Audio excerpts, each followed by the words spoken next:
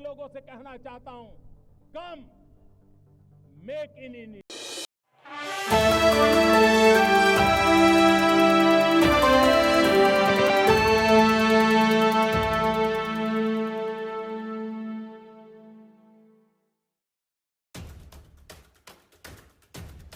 कांग्रेस ने राम मंदिर उद्घाटन समारोह में शामिल होने का निमंत्रण ठुकरा दिया है। कांग्रेस आलाकमान के इस फैसले पर कांग्रेस के ही वरिष्ठ नेता ने आपत्ति जताई है।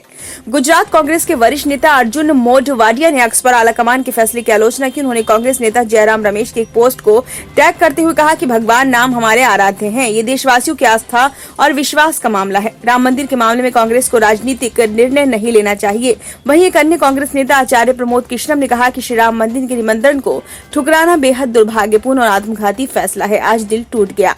बता दें कि निमंत्रण ठुकराते हुए कांग्रेस ने कहा था कि ये भाजपा का राजनीतिकरण प्रोजेक्ट है। धर्म एक व्यक्तिगत मामला है, लेकिन भाजपा और संघ ने अयोध्या में राजनीतिक परियोजना बनाई है। भाजपा आरएसएस के नेता अधूरे मंदिर का उद्घाटन कर रहे हैं। वे चुनावी लाभ के लिए ये सब कर रहे हैं। कर्नाटक में राम मंदिर अभिषेक का जश्न मन रहा है। कर्नाटक में कांग्रेस की सरकार है। ऐसे में कर्नाटक सरकार ने आलाकमान के फैसले का बचाव किया। कर्नाटक के उप मुख्यमंत्री डीके शिव कुमार ने कहा कि हम सब हिंदू हैं, मैं हिंदू हूं, मैं राम भक्त हूं, मैं हनुमान भक्त हूं, हम सभी यहाँ से प्रार्थना करते हैं। राम हमारे दिल में है, हमारे दिल में राजनीतिकरण के लिए कुछ भी नहीं है। कांग्रेस के फैसले पर भाजपा आक्रामक हो गई। भाजपा प्रवक्ता नलिन कोहली ने कहा कि कांग्रेस ने इतने वर्षों में राम मंदिर के लिए कोई कदम नहीं उठाया। कांग्रेस ने तो भगवान राम के अस्तित्व को ही नकार दिया था। कांग्रेस आलाकमान साफ कर चुका है कि वह अयोध्या नहीं जाएगा। केंद्रीय मंत्री अनुराग ठाकुर ने कहा कि भगवान राम को काल्पनिक बताने वालों के लिए कोई नया फैसला नहीं है। कांग्रेस ने अयोध्या में बाबरी मस्जिद के पुनर्निर्माण का वादा किया था। भगवान राम का बहिष्कार करने वाली कांग्रेस का अब जनता 2024 में बहिष्कार करेगी। मनोज तिवारी का कहना है कि त्रेतायुग का रावण भी अपना दिमाग खो चुका था। ब्यूरो रिपोर्ट, नई दिल्ली।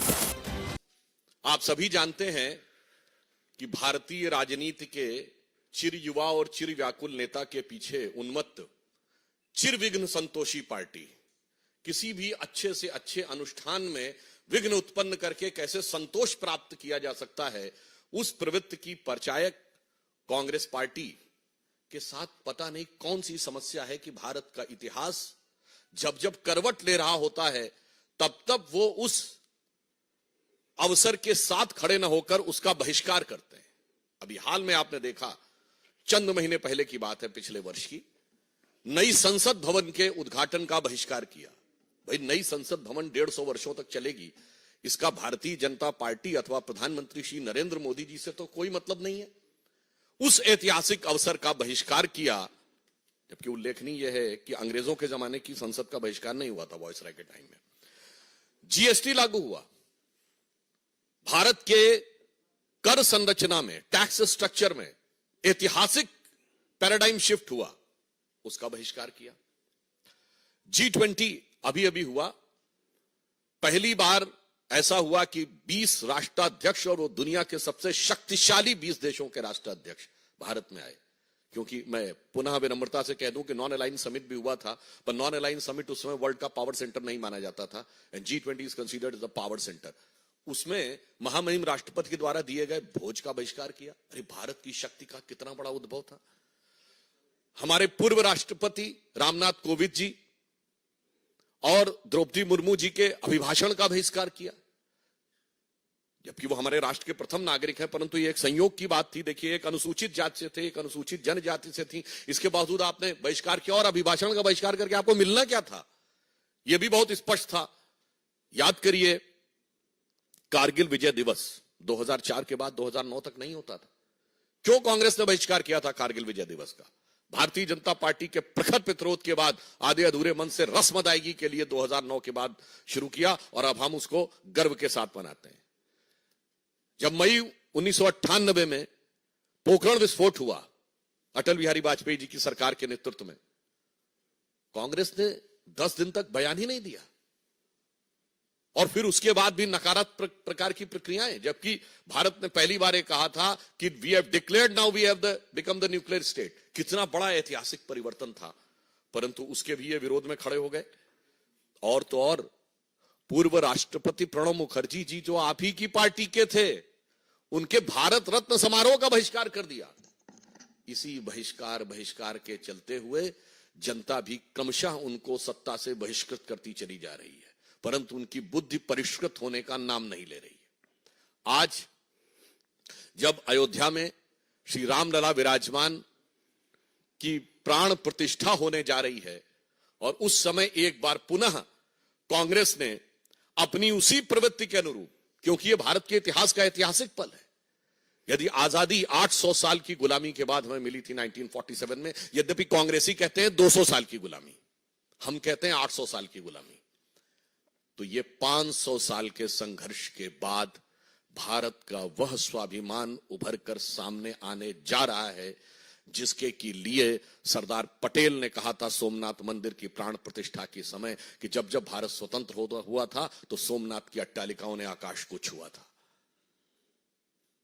और उस अवसर पर यहां एक बात और स्पष्ट करना चाहता हूं, कांग्रेस अपनी प्रवृत्ति के अनुरूप है। मैं आप लोगों के सुलभ संज्ञान के लिए कोट करना चाहता हूं कि जब सोमनाथ मंदिर की प्राण प्रतिष्ठा हो रही थी तो जवाहरलाल नेहरू जी ने 24 अप्रैल 1951 को जाम साहब दिग्विजय सिंह, जो कि उस समय सौराष्ट्र के प्रमुख थे, यानी like technically the chief minister, और उन्होंने जब इनवाइट किया तो नेहरू जी ने क्या लिखा था मैं बताना चाहता हूं, इसलिए कि कांग्रेस उसी परंपरा में चली आ रही है। उन्होंने लिखा कि इस कठिन समय में समारोह के लिए मेरा दिल्ली से आना संभव नहीं है, पर आगे महत्वपूर्ण बात लिखी, इस समारोह के बारे में मैं अपने विचार साफ कर देना चाहता हूं। मैं इस पुनरुत्थानवाद से बहुत परेशान हूं। मेरे लिए बहुत कष्टकारक है कि मेरे राष्ट्रपति और मेरे कुछ मंत्री और राज प्रमुख के नाते आप, राज प्रमुख मतलब उस समय चीफ मिनिस्टर के नाते आप, सोमनाथ के इस समारोह से जुड़े हुए हैं और मुझे लगता है कि मेरे देश की प्रकृति के अनुरूप नहीं है और इसके परिणाम अच्छे नहीं होंगे। ये 24 अप्रैल 1951, सोर्स है selected works of Jawaharlal Nehru series 2 volume 16 part 1। बस वही तो परंपरा थी। उसके बाद इंदिरा जी के जमाने में गोरक्षक संतों पे गोलियां चली। इंदिरा जी के जमाने में 1976 में जब रूटीन खुदाई में राम मंदिर के खंभे निकल रहे थे तो वामपंथी इतिहासकारों के दबाव में रुकवा दिया गया। राजीव जी के जमाने में कार सेवकों के हत्या करने वालों का समर्थन हुआ। पीवी नरसिम्हा राव जी के जमाने में पता नहीं क्या क्या हुआ, वो आपको पता है। और सोनिया जी के जमाने में आते आते राम काल्पनिक होने का हलफनामा तक हो गया। यानी ये बहुत साफ है कि यह प्रवृत्ति जो आज कांग्रेस ने दिखाई है एक मौका था कि आज आप अपने को बदल कर दिखा सकते थे, परंतु आपने ऐसा नहीं किया। परंतु मैं एक और बात स्पष्ट करना चाहता हूं, यह नेहरू की कांग्रेस है, यह गांधी की कांग्रेस नहीं है। क्योंकि महात्मा गांधी का तो राजनीतिक दर्शन था राम राज्य। महात्मा गांधी का नित्य का भजन था रघुपति राघव राजा राम। महात्मा गांधी की समाधि पे लिखा हुआ है हे राम। और आज उस राम राज्य की प्राण प्रतिष्ठा का प्रारंभ हो रहा है, श्री गणेश हो रहा है, और आप उसके साथ नहीं खड़े हैं। इसका मतलब बहुत साफ है कि ये गांधी की कांग्रेस और नेहरू की कांग्रेस का अंतर भी अब बिल्कुल साफ हो गया है। और आज इस अवसर को जो इन्होंने अपने हाथ से गंवाया है, ये कांग्रेस के अंदर का भारतीय संस्कृति, हिंदू धर्म और हिंदुत्व के प्रति जो विरोध है उसको दर्शाता है। अब बताइए इससे ज्यादा क्या होगा कि श्री राम जन्मभूमि केस में जो बाबरी मस्जिद पक्ष के पक्षकार इकबाल अंसारी थे उनको इनवाइट किया गया है। यह हिंदू धर्म की महान उदारता के परंपरा के अनुरूप है। गोली चलाने वालों को भी इनवाइट किया गया। बताइए वो आने को तैयार हैं जो मुख्य पक्षकार थे, मगर चंद कट्टरपंथी वोटों की तिजारत की गला काट प्रतिस्पर्धा में कांग्रेस और कांग्रेस गोत्र के सारे दल, कांग्रेस की परंपरा के सारे दल आज हाहाकार मचाने को तैयार है। मतलब आपने हिंदी में कहावत सुनी होगी ना कि मुद्दई सुस्त गवाह चुस्त। यहां तो मुद्दई साथ में आके खड़ा हो गया है, मगर इसके बावजूद इन लोगों के मन में अभी भी वह लोभ दिखाई पड़ रहा है। तो मैं कह सकता हूं कि एक कहावत होती है कि राम नाम कड़वा लगे और प्यारा लागे दाम, तो दुविधा में दोनों गए, न माया मिली न राम। मैं स्पष्ट कर देना चाहता हूं, इस प्राण प्रतिष्ठा का बहिष्कार करके कांग्रेस पार्टी और कांग्रेस की परंपरा, कांग्रेस गोत्र के जितने दल हैं, उन्होंने ये स्पष्ट कर दिया है कि वो राजनीतिक दृष्टि से निष्प्राण तो होते ही जा रहे थे, अब उनकी प्रतिष्ठा भी समाप्त हो गई। श्री नरेंद्र मोदी जी के प्रति आपके मन में जो भी ईर्ष्या है, द्वेष है, इंफीरियरिटी कॉम्प्लेक्स है, उसको लेकर आप भारत के विरोध तक चले जाते थे, आज भगवान के विरोध तक चले गए। इसलिए मैं यह भी स्पष्ट करना चाहता हूं कि एक बार श्री राम जन्मभूमि ट्रस्ट ने जब इनवाइट किया था तो उन्हें सद्बुद्धि आई होती तो शायद वो अपने पूर्व कर्मों का परिष्कार करने के लिए आ जाते। वैसे कांग्रेस पार्टी के अंदर ही कई नेता इसका विरोध कर रहे हैं, क्योंकि शायद उनके मन में यह भी हो, वो जो एक पुराना भजन है ना, मैली चादर ओढ़ के तेरे द्वार पे कैसे आऊं, क्योंकि इतने पाप किए हुए हैं उन्होंने, परंतु आज उस पाप के परिमार्जन का अवसर था, वो भी आपने छोड़ दिया है। तो इसके लिए मैं रामचरितमानस की एक चौपाई कहता हूं कि आकाश से जल, मतलब जो बादल हैं, अमृत तुल्य जल क्यों ना बरसा दें, बेंत का जो वृक्ष होता है ना, उस पे फूल नहीं उगते कभी, बेंत पे फल और फूल नहीं आते, बैम्बू जिसको कहते हैं। उसी प्रकार विरंच अर्थात ब्रह्मा जी के जैसा भी आपको योग्य गुरु मिल जाए, फिर भी जो मूर्ख लोग होते हैं, इसे शब्दशः ना कहा जाए, मूर्ख लोग होते हैं, उनके हृदय में चेतना नहीं उत्पन्न होती। तो कहा गया है, जदपि सुधा बरसहि जलध, फूल ही फल ही न बेद, जो गुरु मिलहि विरंच सम, मूर्ख हृदय न चेत। इस कारण से उनके हृदय में यह चेतना नहीं आ पा रही है। परंतु मैं अंत में पुनः स्पष्ट करना चाहता हूं कि हर ऐतिहासिक अवसर का विरोध करते करते कांग्रेस ने आज भारतीयता के श्रेष्ठतम मूल्यों के प्रतीक भगवान श्री राम के मंदिर की प्राण प्रतिष्ठा का बहिष्कार करके यह दर्शा दिया है कि उनके लिए राजनीति, और राजनीति में भी कट्टर पंथ की राजनीति, हम किसी समुदाय की बात नहीं कर रहे हैं, कट्टर पंथ की राजनीति अधिक महत्वपूर्ण है और राष्ट्र के आदर्श और प्रेरणा कम महत्वपूर्ण है। इसलिए मैं यह भी कहना चाहूंगा कि भगवान राम वो आदर्श हैं जो सभी मत संप्रदायों के लोग मानते हैं। दुनिया का सबसे बड़ा बौद्ध देश थाईलैंड का राजा टाइटल होल्ड करता है, किंग रामा द 10th। सबसे बड़ा मुस्लिम देश इंडोनेशिया में प्रतिशत के हिसाब से भारत से ज्यादा रामायण होती है, सारे पात्र मुस्लिम होते हैं।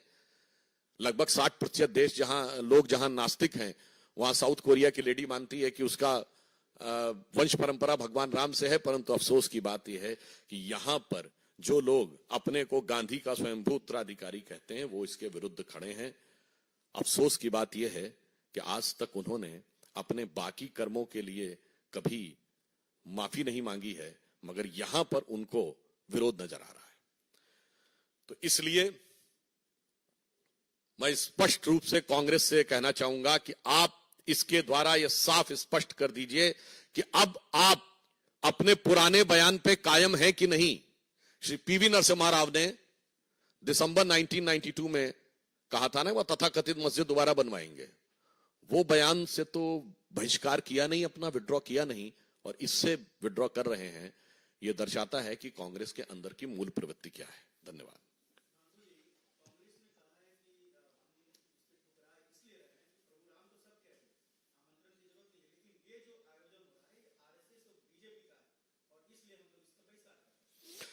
देखिए, यह आयोजन श्री राम जन्मभूमि ट्रस्ट के द्वारा हो रहा है, और भगवान के द्वार पर अपना पराया किसको नजर आता है? भगवान के द्वार पर इस दल और उस दल का कौन नजर आता है? परंतु हमने तो कभी नहीं कहा कि श्री राम जन्मभूमि के विरोध में आपके नेता वकील का चोला ओढ़कर खड़े होते थे। इसलिए इसका किसी संगठन विचार से कोई मतलब नहीं। यह भारतीय संस्कृति, भारतीय परंपरा के श्रेष्ठतम मूल्यों का प्रतीक है। इसलिए इसके बारे में वो करना सिर्फ एक बहाना ढूंढना है। जैसे किसी को कोई कार्य न करना हो तो वो बहाना ढूंढता है कि किस आधार पे हम इस चीज के में अवरोध उत्पन्न करें। तो चूंकि ये सदा सर्वदा से अवरोध उत्पन्न करते रहे थे, तो अंतिम समय पे भी कुछ ना कुछ विघ्न उत्पन्न करने का प्रयास कर रहे हैं। परंतु आप आश्वस्त रहिए, महान भारत की विकास यात्रा की प्राण प्रतिष्ठा मोदी जी के नेतृत्व में हो चुकी है और अब भारत के सांस्कृतिक उत्थान और सांस्कृतिक गौरव की प्राण प्रतिष्ठा और सांस्कृतिक स्वाभिमान की प्राण प्रतिष्ठा श्री राम जन्मभूमि ट्रस्ट के द्वारा इस कार्यक्रम के द्वारा हो रही है।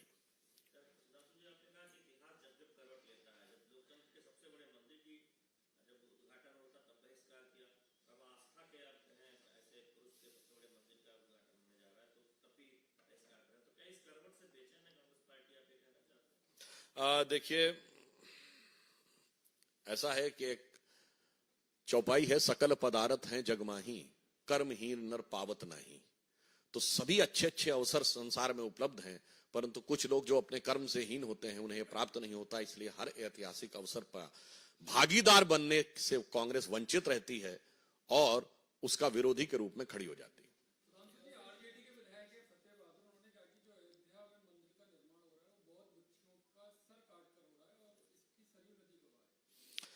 देखिए, ऐसा है कि कुछ लोग चंद विदेशी इतिहासकारों के द्वारा पढ़े गए इतिहास के से उनके दिमाग इतने भरे हुए हैं कि उसके लिए क्या कहा जाए। वैसे तो उनसे अगर पूछा जाए कि कौन सी किताब में लिखा है तो वो बता नहीं पाएंगे।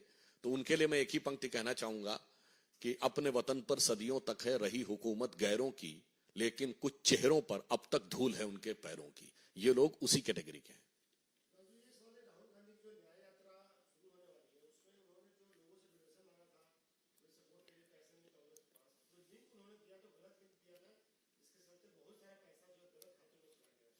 देखिए, यही तो प्रॉब्लम है, कांग्रेस सत्ता में रहे या प्रतिपक्ष में रहे, वो खातों का लिंक जो है हमेशा गलत ही होता है। यहां से दिया जाता था, पता नहीं खाते विदेश में होते थे, वहां पहुंच जाता था। वो नेशनल हेराल्ड का दिया गया हो, कौन से खाते में पहुंच गया जाके। तो इसमें कोई आश्चर्यजनक बात नहीं है। ये तो इधर का माल उधर और उधर का माल इधर करने वाली कांग्रेस की पुरानी प्रवृत्ति के अनुरूप है।